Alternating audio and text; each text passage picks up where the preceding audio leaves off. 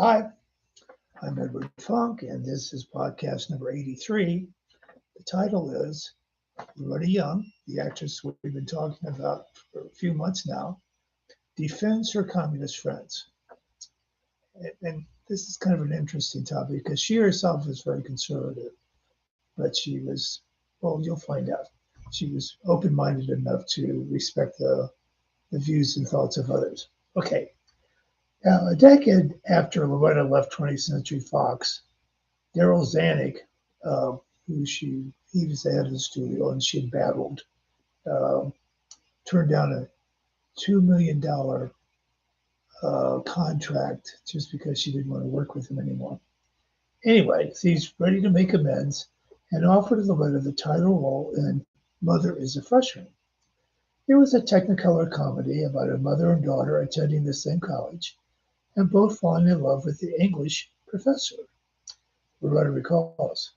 When Daryl sent me the script, I read it and asked my agent to tell him, no thank you. But to add, you have a story on your shelf over there that Laura would give her eye tooth for to be able to do. It's called Come to the Stable.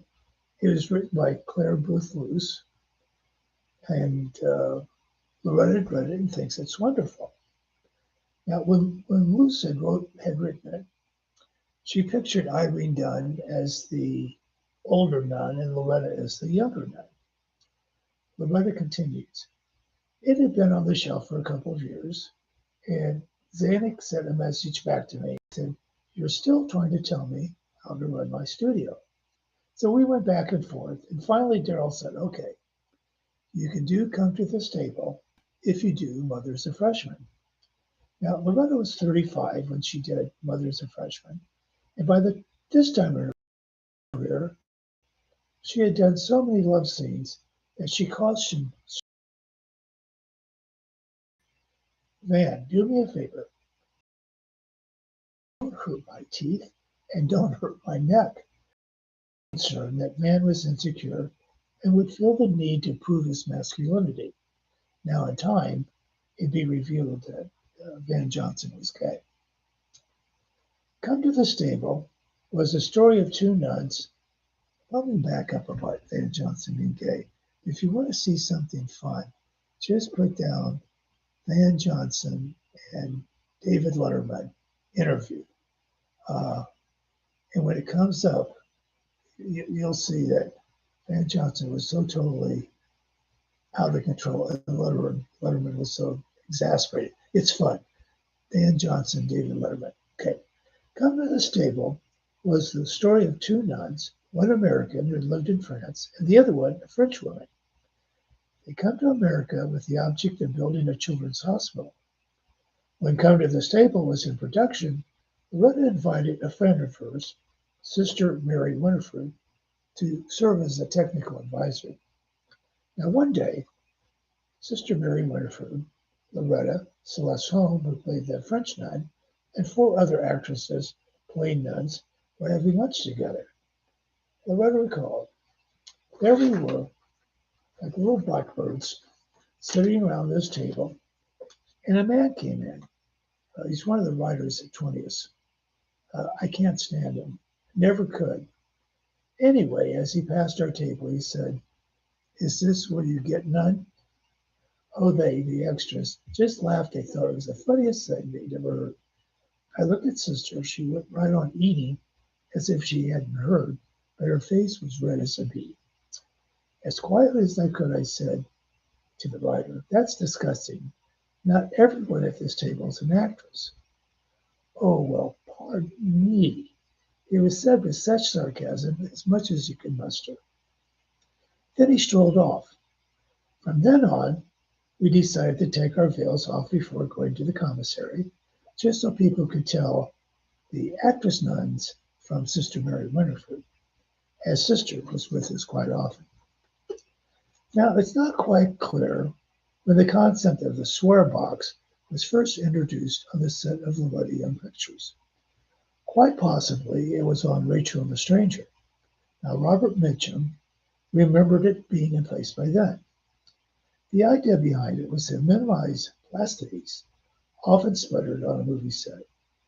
Offenders were fined, and a couple of muscular crewmen served as enforcers. All proceeds went to St. Anne's Home for unmarried mothers. Loretta was particularly appreciative the policy is enforced, while Sister Mary Winifred was on the set during the filming of Come to the Stable. Now, there have been many stories over the years about people who defied Loretta's swearbox by stuffing it with pills and then letting out a stream of obscenities. Loretta replied, "The only person who ever did that was Henry Hathaway, the film director, and he did it as a joke. The others I've heard make the claim wouldn't have had the nerve." Now, this is my voice. The penalty was for blasphemies only. That means taking the Lord's name in vain. It's not obscenities. So you could say, "fuck you" all day long at free of charge. Loretta was so convincing as a nun that it bothered the male lead, Hugh Marlowe. Loretta recalled, "Hugh played an atheist, and he was also an atheist in real life. One day I was standing in front of the mirror. Hold on. Adjusting the veil, and he looked at me and said, 'You know, you're such a beautiful woman. I can't stand to see you in that outfit.' At first I thought he was kidding, but then I realized that he meant it. It didn't bother me because it was part of the character he was playing."